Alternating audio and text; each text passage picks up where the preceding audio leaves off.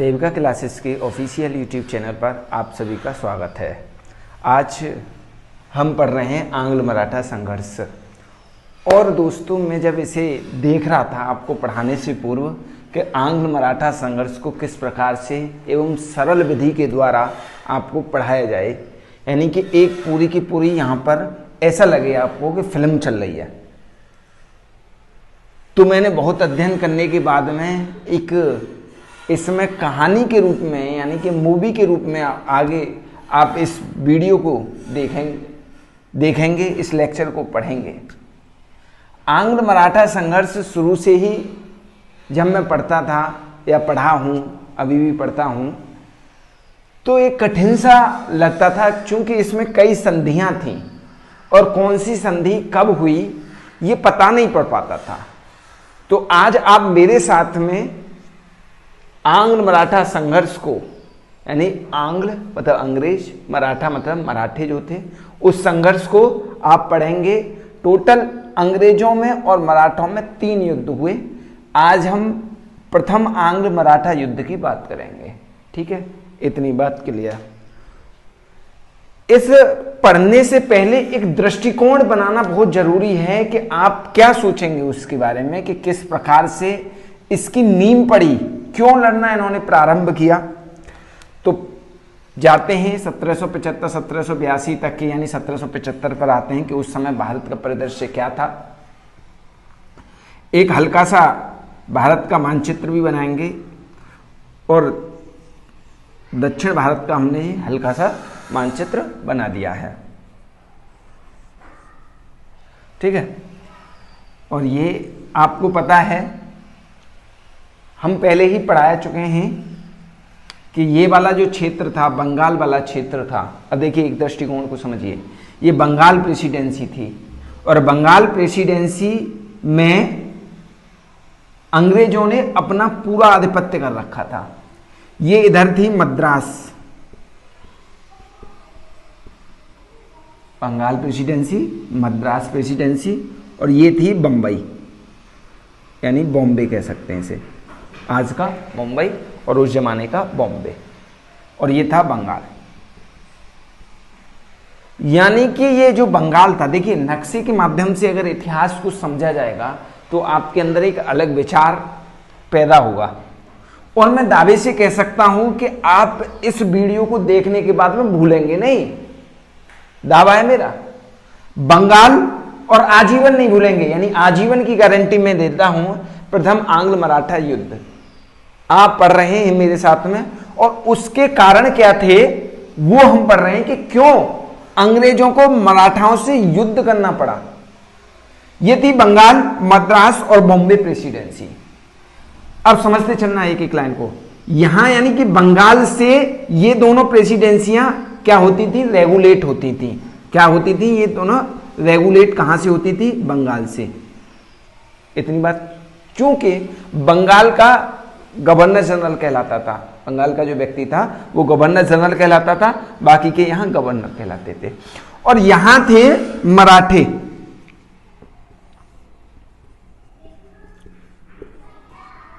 और ये थे निजाम। यहां था मैसूर,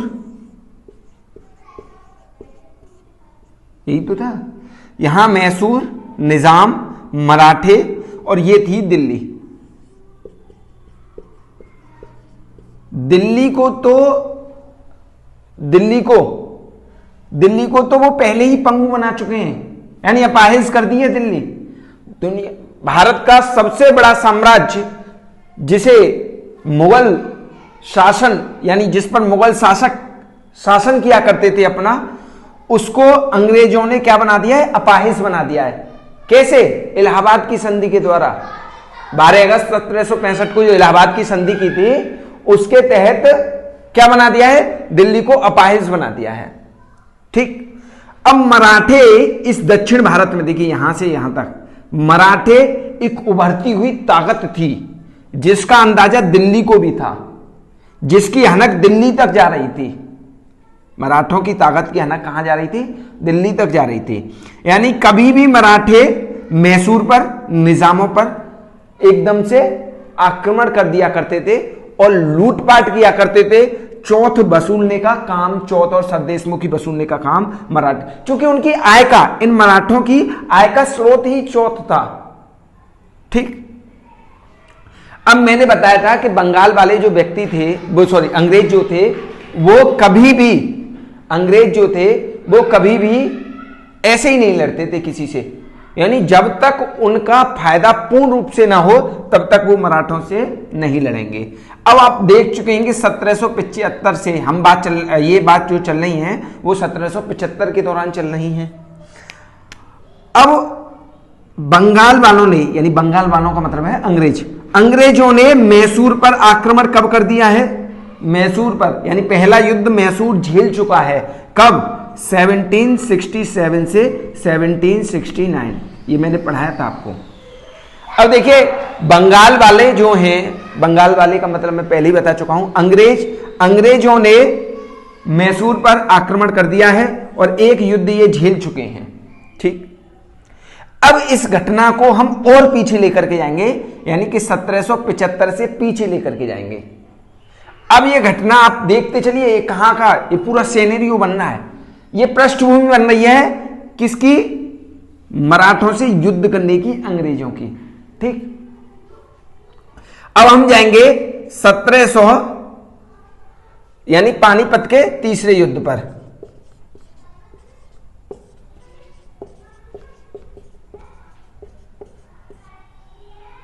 सभी को पता है पानीपत का तीसरा युद्ध कब हुआ था? 1768 में हुआ था, सॉरी 1761 में। 1761 में पानीपत का तीसरा युद्ध हुआ था। उस समय यानी जो मराठे थे उनकी शक्ति जो क्षीण हुई थी वो थोड़ी बहुत कहां से हुई थी? पानीपत के तीसरे युद्ध से हुई थी। ठीक, इतनी बात समझ में आ गई। अब मराठे, एक आक्रमण आता है, आक्रमणकारी बाहर से आता है, उसका नाम है अहमद शाह अब्दाली। अहमद शाह अब्दाली। अब देखिए इस अहमद शाह अब्दाली का साथ कौन देंगे? यहां दिल्ली, ये अवध का नवाब देगा शुजाउद्दौला। दिल्ली का राजा शाह आलम द्वितीय किसका साथ दे रहे हैं? अहमद शाह अब्दाली को। यानी इतना बड़ा शासन जो दिल्ली से चल रहा था, अब एक लुटेरे का साथ दे रहे। कौन? शाह आलम द्वितीय और शाहजहां। क्यों दे रहे हैं? थोड़ा सा सोचिए। क्योंकि दिल्ली को पता है कि मराठे अरब सागर से लेकर के और बंगाल की खाड़ी तक प्रदेशों को जीतते हुए ऊपर की ओर, यानी उत्तर की ओर प्रस्थान कर रहे हैं। यानी कि इनकी शक्ति की हनक जो थी वो दिल्ली तक टकरा रही थी। इनकी शक्ति की जो हनक थी वो कहां तक टकरा रही थी? दिल्ली तक टकरा रही थी। ठीक है, और इसीलिए दिल्ली ने किसका साथ दिया? अहमद शाह अब्दाली, यानी कि जो लुटेरा था उसका। ठीक, अब पानीपत के तीसरे युद्ध में एक व्यक्ति हुए बालाजी बाजीराव, पूरा नाम था इनका बालाजी बाजीराव। और बालाजी बाजीराव जो थे वो क्या थे? पेशवा थे। और उस समय एक अहमद शाह अब्दाली नाम का लुटेरा मराठों को ललकारता है और मराठे इस युद्ध में जाते हैं। किसके नेतृत्व में? बालाजी बाजीराव पेशवा जो है वो किसको भेजता है? पानीपत मूवी तो देखी ही होगी आपने, पानीपत मूवी देखना, संजय दत्त वाली और अर्जुन कपूर वाली। तो बालाजी बाजीराव किसको भेजता है? सदाशिव राव को। और सदाशिव राव अंग्रेजों से नहीं, अहमद शाह अब्दाली से लोहा लेता है और वहां दिल्ली और अवध का नवाब भी है शुजाउद्दौला। और सदाशिव राव गंभीर रूप से युद्ध लड़ता है और युद्ध में अपनी जान की बाजी लगा देता है। इस युद्ध में अंग्रेज जो मराठे थे उनका पतन तो नहीं हुआ एक तरीके से, लेकिन इनकी जो शक्ति थी बहुत कम हो गई। यानी इन्हें एहसास हो गया कि हम भी हार सकते हैं। मराठों को एहसास हो गया कि हम भी हार सकते हैं। देखिए मैं कहां लेकर के आया हूं, 1761 की घटना पर, और युद्ध कब होगा? 1775 की घटना पर, यानी कि पूरे के पूरे लगभग 15 साल पीछे लेकर के आया हूं मैं। सदाशिवराव, ऐसा माना जाता है कि इस युद्ध में मराठों के एक एक घर में से खून की बलि चढ़ गई थी। और सदाशिवराव हार जाता है और ये इस घटना को सुन करके बालाजी बाजीराव को दी एंड हो गया इनका, यानी बालाजी बाजीराव का दी एंड हो गया। क्यों? क्यों? उन्हें पता है कि हम इतने बड़े साम्राज्य के मालिक, एक लुटेरा आकर के हमें हरा गया, ये बात इनसे सहन नहीं हुई और इन्हें हो गया हार्ट अटैक। सीधी सीधी बात है। और सदाशिवराव भी इस युद्ध में मारा गया। इसके बाद में बालाजी बाजीराव के बाद में दूसरा पेशवा बनता है, ये दूसरा पेशवा जो बनता है वो बनता है माधवराव। कौन? माधवराव। बालाजी बाजीराव के बाद में माधवराव बनता है और माधवराव अपनी जो शक्ति थी उसको समेटने का काम करता है। दोबारा से प्रयास करता है कि मराठे साम्राज्य को, जो कि पानीपत के तीसरे युद्ध में खत्म हो चुका है, यानी उसकी जो शक्ति है वो कम हो चुकी है, वो उसको बढ़ाने का काम करता है, अपने मराठों को जोड़ने का काम करता है। कौन? माधवराव। That's clear. और माधवराव अचानक से, यानी नेचुरल डेथ इनकी हो जाती है। एक दिन सभी को जाना है भाई। माधवराव अचानक से, देखिए पूरी की पूरी एक पृष्ठभूमि बनकर के आ रही है। माधवराव के बाद में एक और पेशवा बनता है जिसका नाम है नारायण राव। अब देखिए, नारायण राव माधवराव का पुत्र है और माधवराव का एक भाई होता है। नारायण राव बन गया पेशवा और इसका एक भाई होता है, किसका? रघुनाथ राव का, और नारायण राव का चाचा, नारायण राव का चाचा रघुनाथ राव। अब जो अंग्रेजों से युद्ध कराने में अहम भूमिका जो होगी वो इसकी होगी, रघुनाथ राव की।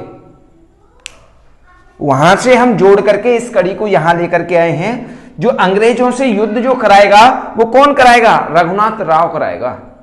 कैसे कराएगा? देखिए, रघुनाथ राव सोचता है कि मुझे पेशवा बनना चाहिए। भाई, लड़ाई किस बात की थी? उत्तराधिकार की थी। लड़ाई किस बात की थी? उत्तराधिकार की, कि मेरा शासन हो, मेरा शासन हो। आज भी नारायण राव की मृत्यु करवा देता है छल कपट से। कौन? रघुनाथ राव। अब देखिए, नारायण राव भी गए, माधव राव भी गए, बालाजी बाजीराव भी गए, सदाशिव राव भी गए। इसके बाद में नारायण राव का अल्पायु का पुत्र, मतलब बहुत छोटा, माधवराव द्वितीय। कौन? माधवराव द्वितीय। माधवराव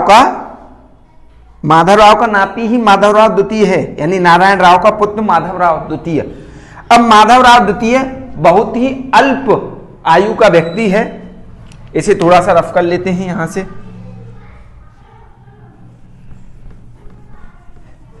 अल्पायु का व्यक्ति कौन है? माधवराव द्वितीय। और इसे राजा बनाने में, पेशवा बनाने में, राजा का मतलब पेशवा बनाने में नाना फडणवीस का अत्यधिक योगदान था। अब ये बन गया। अब संचालन एक समिति करेगी, यानी कि मराठों का शासन, ये कम आयु का है तो ये तो कर नहीं पाएगा, तो कौन करेगा? एक समिति करेगी, उसमें नाना फडणवीस मुख्य आदमी होंगे। अब ये वाली बात किसको नहीं पच रही है? रघुनाथ राव को नहीं पच रही है। यानी इतनी बात समझने के बाद में रघुनाथ राव से खेल शुरू करेंगे अब। ठीक है, अब इसे रफ कर देते हैं। रघुनाथ राव क्या काम करता है? रघुनाथ राव क्या काम करता है कि अंग्रेजों से मिलता है। अंग्रेजों से मिलने के बाद में यहां पर देखिए, बॉम्बे प्रेसिडेंसी, हमने जब आपको पहला लेक्चर पढ़ाया था तो उसी में बताया, पहले दूसरे लेक्चर में, कि बॉम्बे अंग्रेजों ने कैसे अर्जित किया था? पुर्तगालियों ने उन्हें दहेज में दिया था। पुर्तगालियों ने बॉम्बे को दहेज में दिया था, जब से था ये। अब होती है, रघुनाथ राव एक संधि करता है, किससे? अंग्रेजों से। उस संधि को कहा जाता है सूरत की संधि। Dates clear? सूरत की संधि कब होती है? जब युद्ध शुरू होने वाला होता है, जब ही, यानी 1775 में। किस किस के बीच में होती है? रघुनाथ राव और बॉम्बे प्रेसिडेंसी के जो अंग्रेज थे उनके बीच में। देखिए एक एक चीज को समझते चलिए। रघुनाथ राव कहां से निकल करके आया?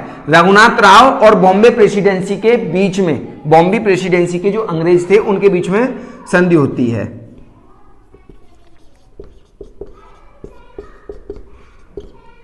रघुनाथ राव और बॉम्बे प्रेसिडेंसी के अंग्रेज।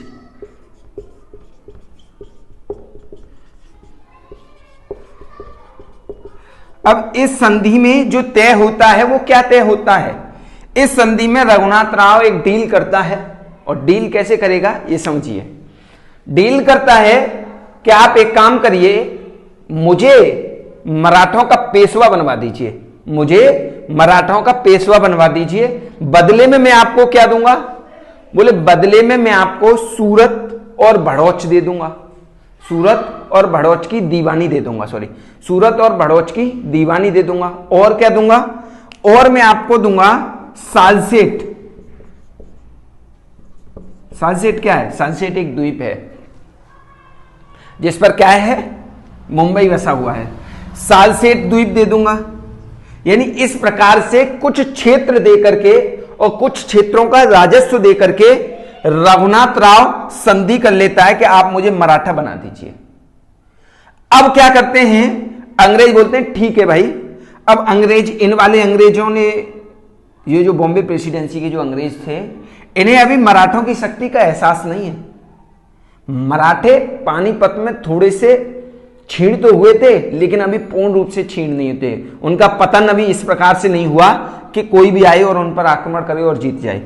अब अंग्रेज प्रेसिडेंसी जो थी बॉम्बे की, बॉम्बे प्रेसिडेंसी जो अंग्रेज थे, वो मराठों पर एक आक्रमण करते हैं इसके बाद में, यानी संधि के बाद में एक आक्रमण करते हैं। उस युद्ध को नाम दिया जाता है अरकाज का युद्ध, यानी अरकाज के मैदान में वो युद्ध करते हैं और मराठे उन्हें बुरी तरह से परास्त कर देते हैं। मराठे, अभी देखिए ये वाली बात बंगाल प्रेसिडेंसी में नहीं पता है कि ये यहां ऐसा मैटर चल रहा है, ये वाली बात बंगाल प्रेसिडेंसी में नहीं पता है। अब ये वाली बात, जब युद्ध हार जाते हैं अंग्रेज, इस युद्ध में कौन हारा? अंग्रेज हारे। इस युद्ध में अंग्रेज हारे, मराठों ने भयंकर तरीके से हरा दिया इन्हें। अब बात पहुंचती है बंगाल के गवर्नर जनरल के पास में, उसका नाम है वारेन हेस्टिंगस। वारेन हेस्टिंगस के पास में बात पहुंचती है, बोले ऐसा कैसे कर लिया आपने, हमसे बिना पूछे, यानी हेड तो यही था दोनों प्रेसिडेंसियों में, हमसे बिना पूछे एक संधि कर लेते हो आप, सूरत की संधि, ऐसे कैसे? ये भी कोई बात हुई? बोले अब क्या करना है? बोले अब हम एक संधि करेंगे, पुरंदर की संधि।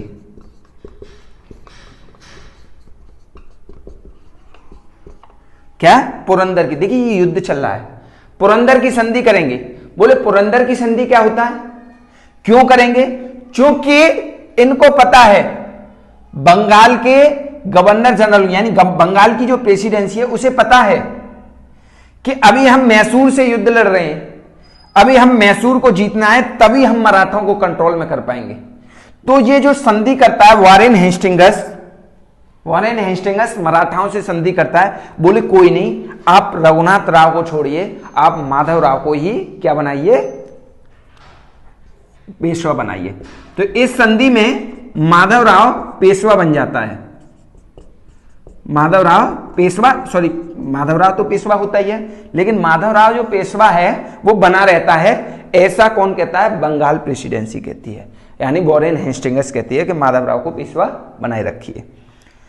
अब भाई ये तो घना, यानी जो बॉम्बे प्रेसिडेंसी थी इसने सूरत की संधि की थी, और उस सूरत की संधि को नेग्लेक्ट करके इसने, यानी बंगाल प्रेसिडेंसी ने किसकी संधि कर ली? पुरंदर की संधि कर ली। कब कर ली? 1776 में, यानी एक साल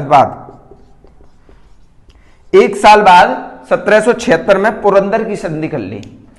अब पुरंदर की संधि जो की थी 1776 में, पुरंदर की संधि की थी, अब मामला बिगड़ गया बंगाल प्रेसिडेंसी में और बॉम्बे प्रेसिडेंसी में। बोले हमने कौन सी बेकार बात कर दी इस संधि को करके, सूरत की संधि में हमने अपने पक्ष के एक व्यक्ति यानी रघुनाथ राव को हम राजा बनाना, पेशवा बनाना चाहते हैं, जो अपना आदमी होगा, फिर हमारे ऊपर जो मराठे थे उन पर हमारा आधिपत्य हो जाएगा, और ऊपर से हमें 4-5 तो वो मिल ही रही है, यानी राजस्व मिल रहा है, और क्या कहते हैं कुछ स्थान भी मिलते हैं साल सेठ टाइप के।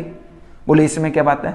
तब इसने समझाया कि नहीं भाई, अभी हम मैसूर से युद्ध कर रहे हैं, नहीं तो मामला गंभीर बोले। बोले नहीं, अपनी जिद पे अड़ी हुई है बॉम्बे प्रेसिडेंसी। बोले अब कहीं नहीं, हम तो फैसला अपनी संधि के साथ करेंगे। अब ये था, भारत में मेन बॉडी कौन सी थी, ये थी, और इसमें कौन सी थी, ये थी। अब बात क्या बनी, मैटर पहुंच गया पूरा का पूरा यूरोप में। ये दोनों संधियां कर लेना आप, सूरत की संधि और पुरंदर की संधि। अब मैटर कहां पहुंच गया, मैटर पहुंच गया यूरोप में। यूरोप में मैटर पहुंच गया, यूरोप में कहा गया कि भाई देखो, हमने तो अच्छी खासी सूरत की संधि की थी बोल रहे, लेकिन इन्होंने आकर के ड्रामाबाजी कर दी। बोले जब ड्रामाबाजी कर दी तो क्या होगा।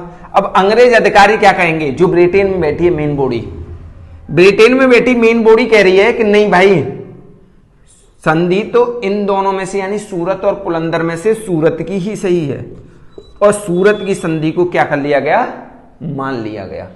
सूरत की संधि को मान लिया गया। अब सूरत की संधि मान लिया गया तो इधर मराठे कहां चुप रहने वाले थे। सूरत की संधि ऐसे कैसे मान लेगा, कोई आएगा बाहर से सूरत की संधि को मान लेगा, नहीं मानेगा। तो ये बात थी 1776 की। इसके बाद में अब ये क्या काम करते हैं, बॉम्बे प्रेसिडेंसी ज्यादा उतावली है, बॉम्बे प्रेसिडेंसी मराठों को अभी पहचान नहीं रही है। इसने दोबारा से एक आक्रमण कर दिया छोटा सा मराठों पे, और दोबारा से हार गई मराठों पर। इस वाली प्रेसिडेंसी ने दोबारा से आक्रमण कर दिया, इसमें अंग्रेज हार गए। दोबारा से कौन हारा, अंग्रेज हारे। अब इसके बाद में एक संधि होती है, उस संधि को कहते हैं बड़गांव की संधि। देखिए यही संधि तो याद करनी है, कैसे कैसे संधि हुई, पहले सूरत की हुई, फिर पुरंदर की हुई, फिर बड़गांव की हुई। कब हुई, 1779 में। और इधर से चूंकि मेन बॉडी का आदेश था ब्रिटेन से, तो इधर से ये भी आक्रमण करने के लिए निकल लेता है। ये थोड़ा ठहरा चालाक किस्म का आदमी, कौन, वारेन हेस्टिंग्स। इसने दो तरफ से आक्रमण किए, एक पूना की तरफ से।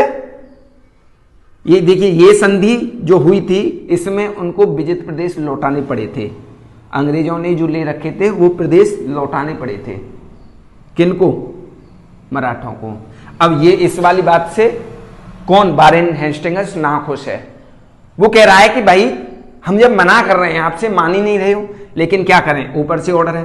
तो ये जो वारेन हेस्टिंग्स है दो तरफ से आक्रमण करता है, एक पूना की तरफ से, एक ग्वालियर की तरफ से, और दोनों में से एक में ये जीत जाता है, एक में हार जाता है। और ज्यादातर जो प्रदेश ज्यादातर जो जीतते हैं वो मराठी जीतते हैं। ये चल ही रहा होता है, देखिए 1779 में चल ही रहा होता है, आगे 80 में चल रहा होता है।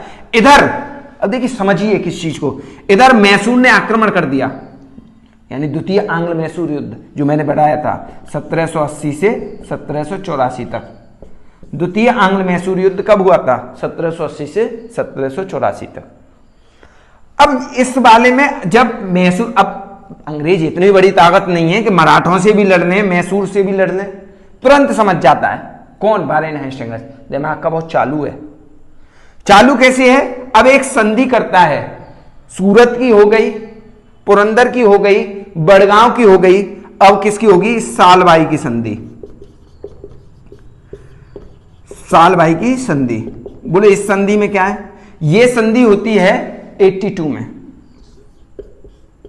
1782। बोले हम इससे ज्यादा झेल नहीं सकते, मैसूर भी उधर आक्रमण कर रहा है, इधर मराठे तो है ही अपनी शक्तिशाली, इनके पास तो है ही इतनी ताकत। अब 1782 में एक तरीके से इस वाले युद्ध में, यानी प्रथम आंग्ल मराठा युद्ध में अंग्रेजों की हार हुई, यानी स्पष्ट नहीं कह सकते लेकिन हार हुई। अब 1782 में सालबाई की संधि में क्या काम करते हैं, बोले आप मराठे हैं, मराठे रहिए, जिसको चाहो उसको पेशवा बनाइए, चाहे माधवराव को बनाइए।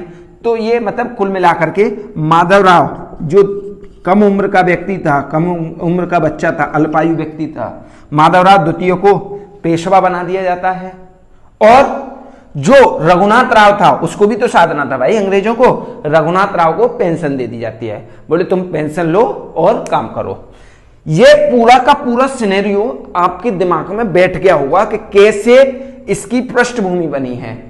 मैं गारंटी से कह सकता हूं कि इस वीडियो को देखने के बाद में आजीवन आप इस आंग्ल मराठा युद्ध को तो नहीं भूलेंगे। कम से कम आंग्ल मराठा युद्ध कभी बचपन में क्या आगे वाले जीवन में नहीं भूल सकते तुम, ठीक है। इसके बाद में दूसरा और तीसरा आंग्ल मराठा युद्ध हम अगली वीडियो में कराएंगे आपको। आज के लिए इतना ही, क्योंकि फिर लंबी वीडियो हो जाती है तो आपको भी बोरिंग लगती है। धन्यवाद।